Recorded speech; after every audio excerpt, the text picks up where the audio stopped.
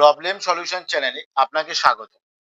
আজকের আমরা এই ভিডিও থেকে দেখে নেব আপনারা কিভাবে অনলাইন থেকে ই ডিস্ট্রিক্ট পোর্টালের মাধ্যমে ডোমেস্টিয়াল সার্টিফিকেটের জন্য অনলাইনে আবেদন করতে পারবেন। তো আবেদন করার জন্য আপনাকে প্রথমে কোনো একটি ব্রাউজার ওপেন করতে হবে এবং সেখানে টাইপ করতে হবে edistrict.wb.gov.in। এটি লিখে সার্চ করলে ওয়েবসাইটটি ওপেন হয়ে যাবে। এই ওয়েবসাইটটির লিঙ্ক আমি নিচে ডেসক্রিপশনে দিয়ে দেবো। আপনারা সেখান থেকে সরাসরি এই ওয়েবসাইটে আসতে পারবেন। ওয়েবসাইটটি ওপেন হওয়ার পর এখানে একটি অপশন পাবেন লগ ইন আর সাইন আপ বলে। আপনারা প্রথমে সাইন আপ করবেন, তারপর লগ ইন করবেন। লগ ইন করার জন্য আপনারা এখানে ক্লিক করবেন। ক্লিক করলে পরবর্তী পেজটি চলে আসবে। আপনারা যে নাম্বারটি দিয়ে সাইন আপ করেছিলেন সেই ফোন নম্বরটি এখানে বসিয়ে দেবেন। এখানে একটি ক্যাপচার কোড শো হচ্ছে, ক্যাপচার কোডটি দিয়ে সাইন ইনে ক্লিক করবেন। সাইন ইনে ক্লিক করলেই আপনারা যে ফোন নম্বরটি দেবেন সেই নাম্বারে একটি ওটিপি যাবে। ওটিপিটি এখানে বসিয়ে দিয়ে সাবমিটে ক্লিক করবেন। সাবমিটে ক্লিক করলেই আপনার প্রোফাইলটি লগ ইন হয়ে যাবে। এরপর আপনারা ডোমেস্টিয়াল সার্টিফিকেট আবেদন করার জন্য এখানে একটি অপশন পাবেন। এখানে ক্লিক করবেন। ক্লিক করলে এখানে অনেকগুলো অপশন চলে আসবে। এখান থেকে আপনারা সার্ভিস অপশনে ক্লিক করবেন। সার্ভিস অপশনে ক্লিক করলে এখানে অনেকগুলো অপশন পাবেন। এখান থেকে আপনারা সার্টিফিকেট অপশনটি চুজ করবেন। যখনই সার্টিফিকেট অপশনটি চুজ করবেন, ডান দিকে অনেকগুলো অপশন চলে আসবে। এখান থেকে আপনারা লোকাল রেসিডেন্ট ডোমেস্টিয়াল সার্টিফিকেট এই অপশনটিতে ক্লিক করবেন। ক্লিক করলেই পরবর্তী পেজটি চলে আসবে। এখান থেকে আপনারা এটিকে অ্যাকসেপ্ট করে নেবেন। অ্যাকসেপ্ট করলেই পরবর্তী পেজটি চলে আসবে। এখান থেকে আপনারা যদি ছেলে হয় মিস্টার, মেয়ে হলে মিসেস এই অপশনটি চুজ করে নেবেন। এখান থেকে অ্যাপ্লিকেন্টের first name, middle name, last name এবং অ্যাপ্লিকেন্টের ডেট অফ বার্থটি দিয়ে দেবেন। ডেট অফ বার্থ দিলেই এখানে তার যে এজটি হবে অটোমেটিক্যালি এখানে ক্যালকুলেট হয়ে যাবে। এখান থেকে অ্যাপ্লিকেন্টের জেন্ডারটি চুজ করবেন। এখানে আপনারা যে ডেটে আবেদন করবেন সেই ডেটটি এখানে শো করবে। এখানে একটি অ্যাপ্লিকেন্টের মোবাইল নম্বর দিয়ে দেবেন। এখানে অ্যাপ্লিকেন্টের একটি ইমেল দিয়ে দেবেন এবং এখানে অ্যাপ্লিকেন্টের আধার নম্বরটি দিয়ে দেবেন। এরপর আপনারা স্ক্রল করে নিচে চলে আসবেন। এখান থেকে আপনাকে অ্যাপ্লিকেন্টের প্রেজেন্ট অ্যাড্রেসটি ফিল আপ করতে হবে। প্রথমেই আপনারা অ্যাপ্লিকেন্টের গ্রামের নাম দিয়ে দেবেন, তারপরে পিনকোড, কান্ট্রি, দেশের নাম, স্টেট, রাজ্যের নাম, ডিস্ট্রিক্ট, যে জেলাতে বসবাস করে সেই জেলার নাম, সাব ডিভিশন, মহকুমা। যদি অ্যাপ্লিকেন্ট গ্রামে বসবাস করে সেক্ষেত্রে রুরাল অপশনটি চুজ করবেন, আর যদি শহরে বসবাস করে আরবান অপশনটি চুজ করবেন। যদি অ্যাপ্লিকেন্ট ব্লকের আন্ডারে বসবাস করে ব্লক অপশনটি চুজ করবেন এবং এখানে ব্লকের নাম দিয়ে দেবেন। আর যদি কর্পোরেশন হয় তো এখানে মিউনিসিপ্যালিটি অপশনটি চুজ করবেন এবং তার নামটি এখানে দিয়ে দেবেন। অ্যাপ্লিকেন্টের ভিলেজ গ্রামের নাম দেবেন, পোস্ট অফিসের নাম দেবেন এবং পুলিশ স্টেশন থানার নামটি দিয়ে দেবেন। এইগুলো ফিল আপ করার পর আপনারা সেভ অ্যান্ড নেক্সটে ক্লিক করবেন। যখনই সেভ অ্যান্ড নেক্সটে ক্লিক করবেন পরবর্তী পেজটি চলে আসবে। এখানে অ্যাপ্লিকেন্টের প্রেজেন্ট অ্যাড্রেসটি ফিল আপ করতে হবে। যদি অ্যাপ্লিকেন্টের প্রেজেন্ট অ্যাড্রেস এবং পার্মানেন্ট অ্যাড্রেস সেম হয় সেক্ষেত্রে আপনারা এখানে ক্লিক করবেন। এখানে দুখানা অপশন পাবেন। প্রথম অপশনটি চুজ করবেন পার্মানেন্ট অ্যাড্রেস অফ অ্যাপ্লিকেন্ট। এক্ষেত্রে এটা চুজ করলে আপনারা প্রথম অ্যাড্রেসটি যেটা দিয়েছেন পার্মানেন্ট অ্যাড্রেসের ক্ষেত্রে সেই পার্মানেন্ট অ্যাড্রেস এবং প্রেজেন্ট অ্যাড্রেস সেম হয়ে যাবে। আর যদি আলাদা হয় নট সেম অপশনটি চুজ করবেন এবং এটিকে আলাদা করে ফিল আপ করে নেবেন। এরপর আপনারা স্ক্রল করে নিচে চলে আসবেন। এখান থেকে অ্যাপ্লিকেন্টের গার্জেন ডিটেলসটি ফিল আপ করতে হবে। অ্যাপ্লিকেন্টের গার্জেন যদি বাবা হয় ফাদার অপশনটি চুজ করবেন, যদি মা হয় মাদার অপশনটি চুজ করবেন, আর যদি স্বামী হয় হাজবেন্ড অপশনটি চুজ করবেন। গার্জেন যদি ছেলে হয় মিস্টার অপশনটি চুজ করবেন, আর যদি মেয়ে হয় মিসেস অপশনটি চুজ করবেন। এখানে গার্জেনের ফার্স্ট নেম, মিডিল নেম এবং লাস্ট নেম দিয়ে দেবেন। গার্জেনের অকুপেশন কি কাজ করে সেই কাজের নামটি দিয়ে দেবেন এবং সেটি যদি বিজনেস হয় বিজনেস লিখবেন, আর যদি সার্ভিস হয় সার্ভিস বলে এখানে লিখে দেবেন। এরপর আপনারা সেভ অ্যান্ড নেক্সটে ক্লিক করবেন। যখনই সেভ অ্যান্ড নেক্সটে ক্লিক করবেন পরবর্তী পেজটি চলে আসবে। এখান থেকে অ্যাপ্লিকেন্টের বার্থ প্লেস তার ঠিকানাটা এখানে দিয়ে দিতে হবে। শুরুতেই আপনাকে রাজ্যটি চুজ করতে হবে। অ্যাপ্লিকেন্ট যে রাজ্যে জন্মগ্রহণ করেছে সেটা যদি ওয়েস্ট বেঙ্গল হয় ওয়েস্ট বেঙ্গল চুজ করবেন, আর যদি কোনো অন্য রাজ্য হয় আদার্স অপশনটি চুজ করবেন। যখনই আপনারা রাজ্য অপশনটি চুজ করবেন নিচে অনেকগুলো অপশন চলে আসবে। এখানে আপনার পুরো ঠিকানাটা ফিল আপ করতে হবে। যদি আপনার বার্থ প্লেস এবং পার্মানেন্ট অ্যাড্রেস সেম হয় সেক্ষেত্রে আপনারা পার্মানেন্ট অ্যাড্রেস অফ অ্যাপ্লিকেন্ট এই অপশনটি চুজ করবেন। যদি আপনার বার্থ প্লেস এবং প্রেজেন্ট অ্যাড্রেস সেম হয় সেক্ষেত্রে আপনারা প্রেজেন্ট অ্যাড্রেস অফ অ্যাপ্লিকেন্ট এই অপশনটি চুজ করবেন। আর যদি আপনাদের বার্থ প্লেস প্রেজেন্ট অ্যাড্রেস এবং পার্মানেন্ট অ্যাড্রেসের থেকে আলাদা হয় সেক্ষেত্রে আপনারা নট সেম অপশনটি চুজ করবেন এবং এটিকে আলাদাভাবে ফিল আপ করে নেবেন। এরপর আপনারা স্ক্রল করে নিচে চলে আসবেন।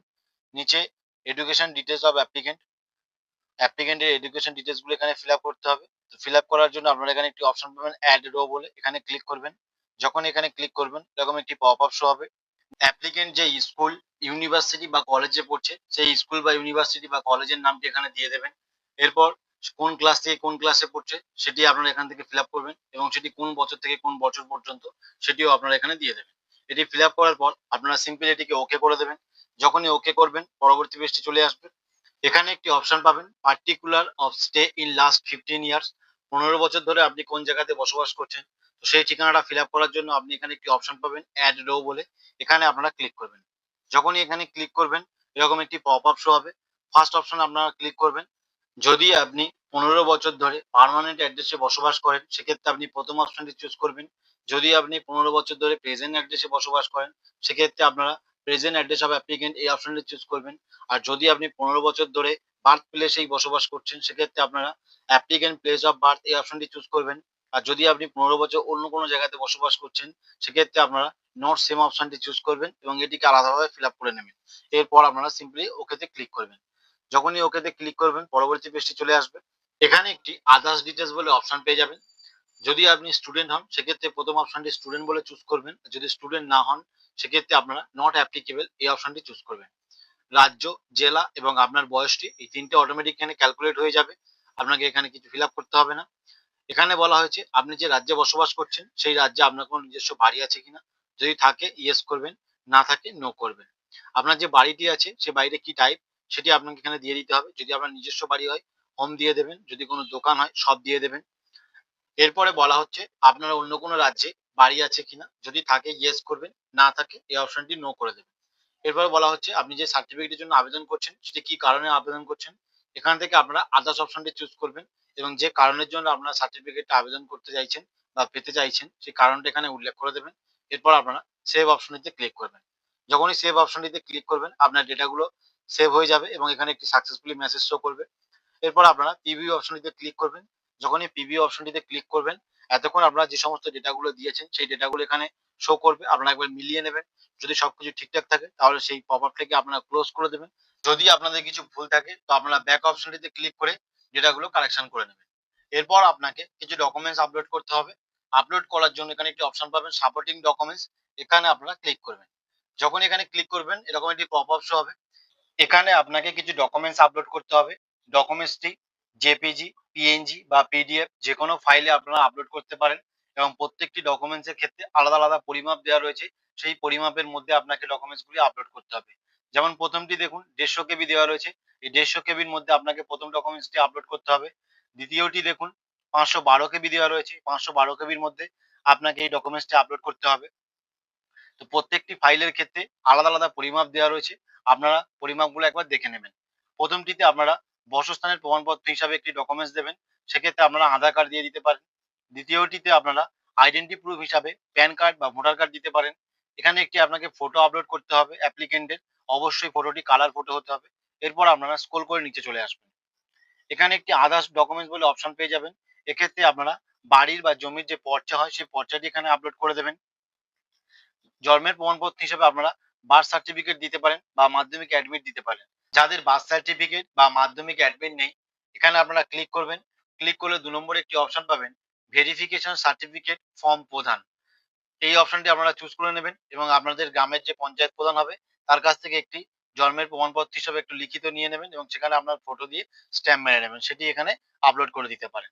এরপর আপনারা এই বক্সে টিক চিহ্ন দেবেন, দিয়ে সেভে ক্লিক করবেন। যখনই সেভ অপশনটিতে ক্লিক করবেন আগের পেজে ফিরে আসবে। এখান থেকে আপনাকে সাবমিট বাটনটিতে ক্লিক করতে হবে। যখনই সাবমিট বাটনটিতে আপনারা ক্লিক করবেন আপনার ডেটাটি সম্পূর্ণভাবে সাবমিট হয়ে যাবে এবং এখানে একটি এআইএন নাম্বার বা অ্যাকনলেজমেন্ট নাম্বার শো করবে। এটিকে আপনারা এই ডাউনলোড অপশনটি ক্লিক করে ডাউনলোড করে নেবেন। এটিকে ডাউনলোড করার পর আপনারা অ্যাপ্লিকেশন করার সময় যে সমস্ত ডকুমেন্টস গুলো আপলোড করেছেন সেই সমস্ত ডকুমেন্টস গুলো জেরক্স কপি এবং এই অ্যাকনলেজমেন্ট রিসিপ্টটি এটা নিয়ে আপনাদের যে নিজস্ব বিডিও অফিস হবে সেই বিডিও অফিসে গিয়ে আপনারা জমা দেবেন। জমা দেওয়ার 1-2 দিনের মধ্যেই আপনার এই সার্টিফিকেটটি কমপ্লিট হয়ে যাবে এবং আপনারা আবেদন করার সময় যেভাবে লগইন করেছিলেন সেরকম লগইন করবেন। লগইন করার পরেই আপনাদের আইডিতে এই সার্টিফিকেট অপশনটি শো করবে। সেখান থেকে আপনারা ডাউনলোড করে নিতে পারবেন। এভাবেই আপনারা অনলাইনে ডোমেস্টিয়াল সার্টিফিকেটের জন্য আবেদন করতে পারবেন। এতক্ষণ সাথে থাকার জন্য অসংখ্য ধন্যবাদ। যদি আপনাদের ভিডিওটি ভালো লাগে লাইক এবং সাবস্ক্রাইব করবেন। ভিডিওটি এখানেই শেষ করছি। ভালো থাকবেন।